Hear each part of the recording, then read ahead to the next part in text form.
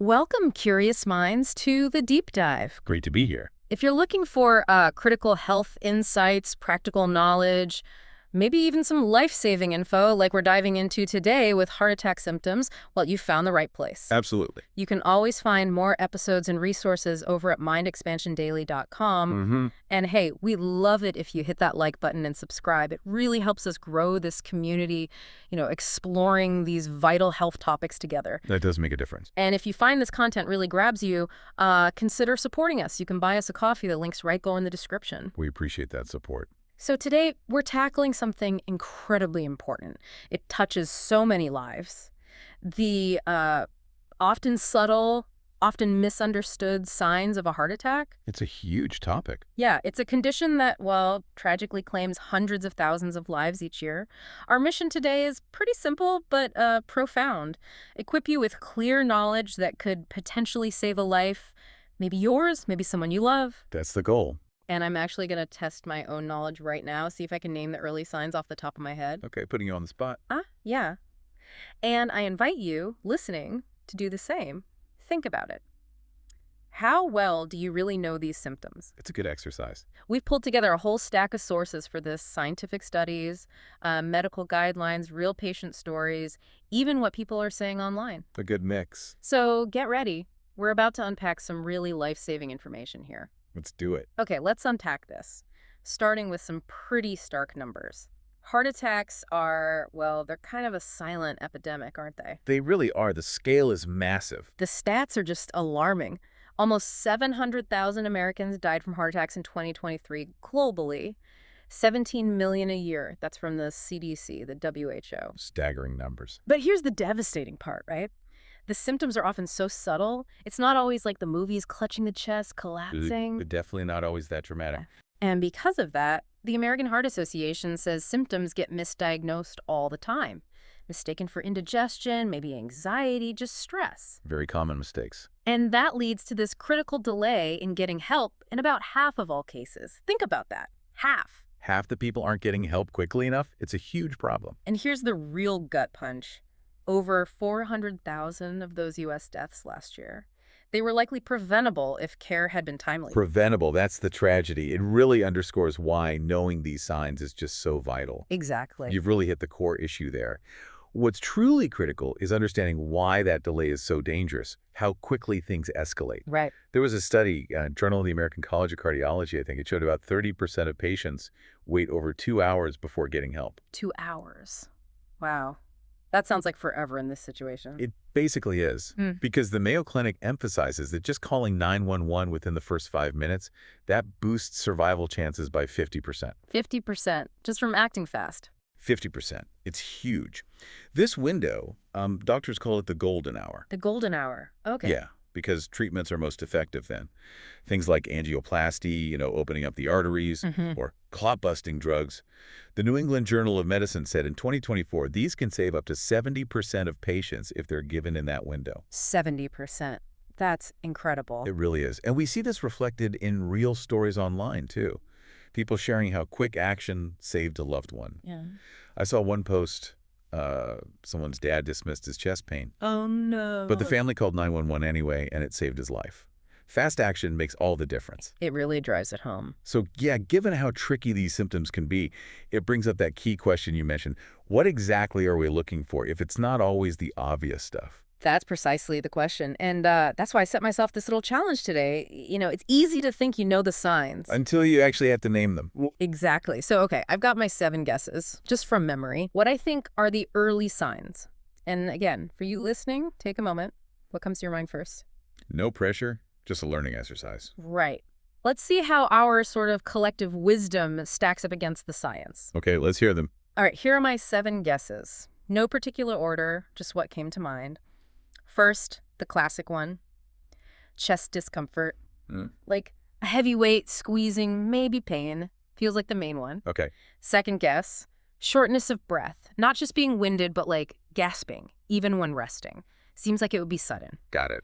Third, lightheadedness or dizziness.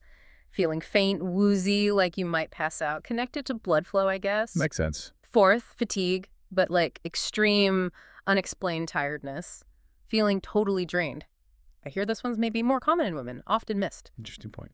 Fifth guess, arm pain. Shooting pain or an ache down one or both arms, usually the left, right. Seems like a classic sign. Next, number 6, nausea. Feeling sick, maybe even throwing up, like a general something's wrong signal from the body. Okay, nausea. And finally, number 7, jaw or back pain. That weird ache, maybe in the jaw or the upper back. Not a muscle pull, just off. A sneaky one. Jaw or back pain. Okay. So that's my list. 7 guesses pulled from, general knowledge and what I could remember. That's a really solid list. Yeah. What do you think? Did I miss anything obvious? How'd I do? You did incredibly well. You hit many of the most critical ones. It shows you've paid attention. Yeah. Oh. But before we confirm them point by point, let's talk about why even these symptoms can be so tricky for people. Right, the deceptive part. Exactly. It's not just ignorance. It's how easily they mimic other things. Yeah. That 2023 circulation study, it found 40% of patients mistake symptoms for, like you said, indigestion, anxiety, just being tired. 40%. Wow. That's almost half. Yeah. Think how often you might dismiss something like that. Oh, just stress, or must have been something I ate. Totally. I do that all the time. That's why they're dangerous. They blend in. Easy to ignore until it's too late. Makes sense. And here's a critical detail that still surprises people. A full 25% of patients have no chest pain at all. 25%. Seriously. No chest pain. None. That completely shatters the stereotype, doesn't it? It really does. Changes the whole picture. And we have to talk about variability, especially for women. The AHA says up to 50% of women report those atypical signs like abdominal pain or that overwhelming fatigue you mentioned more often than chest pain. Right. You hear about that a lot now. Research used to focus more on men, didn't it?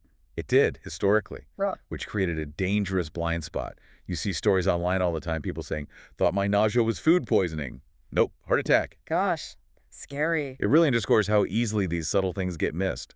Our bodies don't always read the textbook. Okay, wow. That 25% stat is sticking with me. So, keeping all that complexity in mind, how did my 7 guesses actually hold up against the science?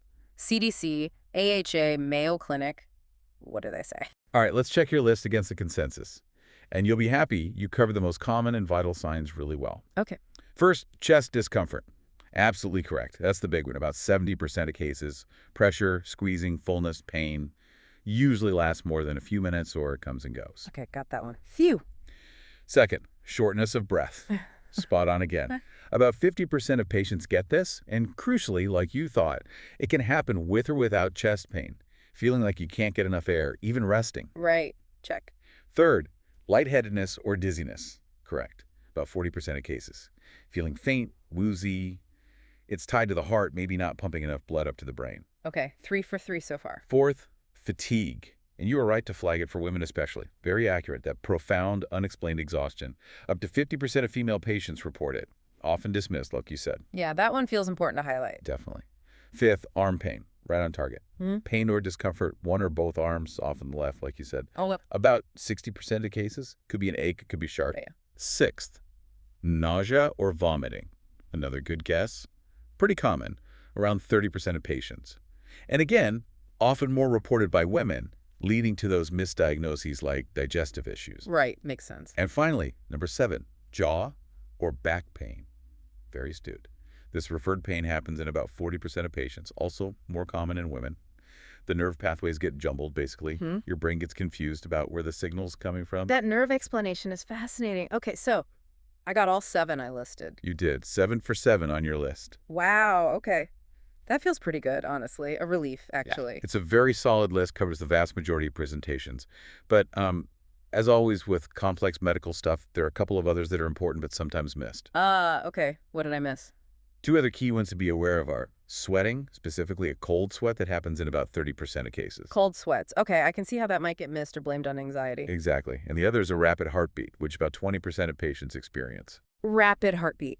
Yeah, another one easily blamed on stress. Okay, good to know. Sweating and rapid heartbeat. Right. So now you have an even more complete picture. It's about adding those layers of awareness. That's really helpful. And it highlights the complexity, doesn't it? Which leads us to, well, the really critical point. What happens if we don't act on these signs? The consequences. Yeah, this is where it gets really serious. The stakes are incredibly high. For sure. Like, get this. For every 5 people who ignore symptoms, 1 develops heart failure. 1 in 5. That's huge. 20% of untreated cases, that sent 200,000 people to the hospital last year alone. Your heart just can't pump effectively anymore. Chronic fatigue, swelling. Debilitating condition. Then there are arrhythmias, irregular heartbeats. That's 15% of cases. The heart's electrical signals go haywire. Really dangerous. Life-threatening, potentially. And in the worst cases, cardiogenic shock, fatal in 10% of severe cases. The heart just suddenly can't pump enough blood. Organs start failing. Devastating outcome. And even beyond that, there's a 5% higher risk of stroke after a heart attack. We see those stories online. Ignored my arm pain, almost lost my life. It's heartbreaking. These aren't just stats. No, they're real people, real consequences. It paints a stark but absolutely necessary picture. Definitely. And if we connect this to the bigger picture, while, yes, heart attacks can hit anyone, some groups are at higher risk statistically. Right. Who should be particularly aware? Well, adults over 55 account for about 80% of the deaths, according to the CDC. 80%? Okay. Men generally have about twice the risk of women, but, and this is crucial, women's risk jumps significantly after menopause, often catches them unprepared. That's a really important point about women's risk changing. Very important. And chronic conditions play a huge role. Diabetes doubles your risk. High blood sugar damages vessels. Doubles. Hypertension, high blood pressure, 50% higher risk. Oh, Constant strain on the heart. Obesity raises it by about 30%. okay. And family history.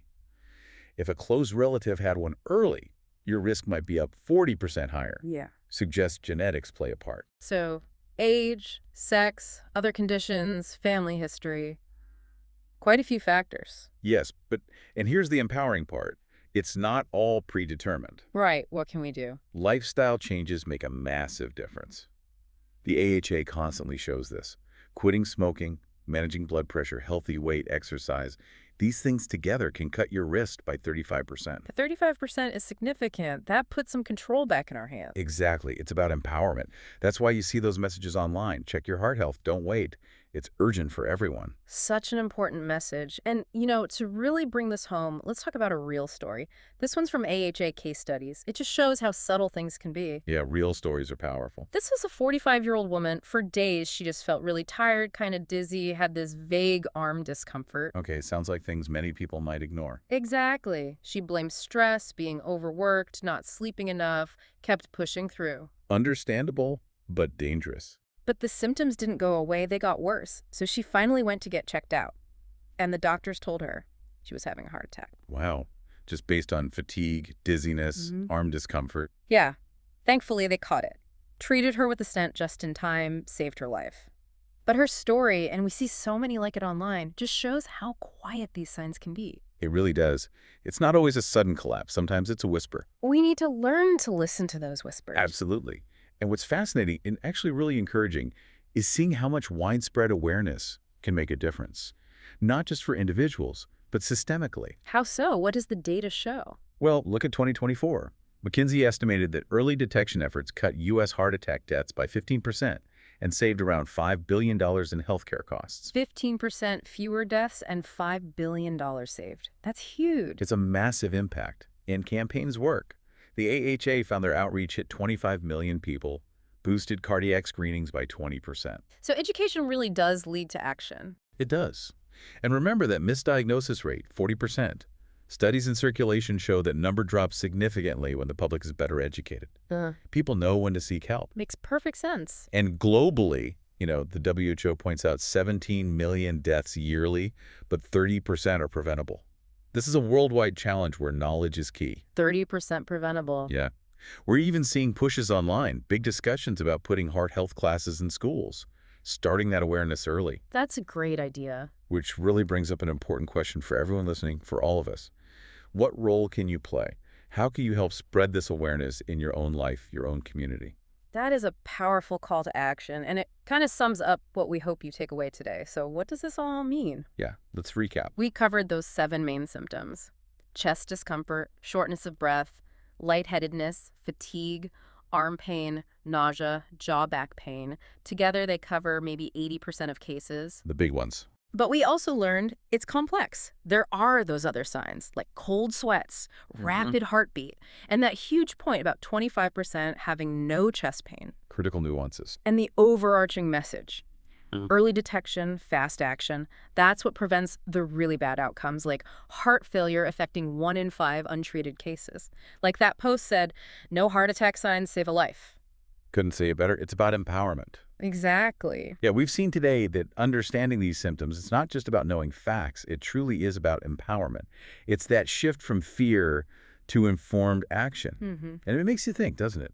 How often do we wait until a problem is huge before we try to understand it? Way too often. What if we shifted our mindset, became proactive about health knowledge like this, not just for ourselves, but for our families, our communities?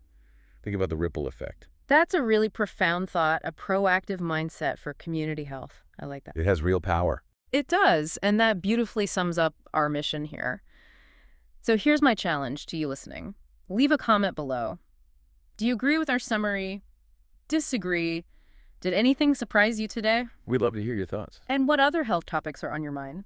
What should we deep dive into next? And please share your location. We're really trying to grow our reach worldwide and connect with listeners everywhere. Yeah, let us know where you're tuning in from.